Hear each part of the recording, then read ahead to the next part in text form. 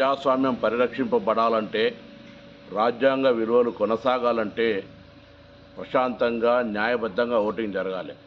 కానీ ఎన్నికల కమిషన్ను తమ తాబేదారుగా మార్చుకొని భారతీయ జనతా పార్టీ దేశవ్యాప్తంగా తమకు వ్యతిరేకంగా ఓటు వేసే వాళ్ళను ఓటు తొలగించడం, ఓటు చోరీకి పాల్పడుతున్నటువంటి పరిస్థితిని దేశవ్యాప్తంగా రాహుల్ గాంధీ గారు చాలా స్పష్టంగా చెప్తా ఉన్నారు. అందుకే దేశవ్యాప్తంగా ఓటు చోరీకి వ్యతిరేకంగా చేపట్టిన సంతకాలతోటి ఈరోజు ఢిల్లీలో ర్యాలీ జరుగుతూ ఉంది. ర్యాలీకి అందరం వెళ్తూ ఉన్నాం. ఇప్పటికైనా ప్రభుత్వం ప్రజాస్వామ్యాన్ని కాపాడడానికి ప్రయత్నం చేయాలి.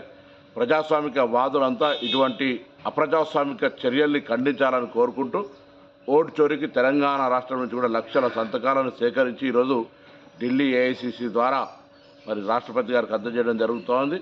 ఇది అప్రజాస్వామిక చర్యగా రాజ్యాంగాన్ని కాపాడడానికి, ప్రజాస్వామ్యాన్ని కాపాడడానికి కాంగ్రెస్ పార్టీ ఎన్ని వేళలా కంకణం కట్టుకొని ఉంటుందనే మాట ఈ సందర్భంగా తెలియజేస్తా ఉన్నాను.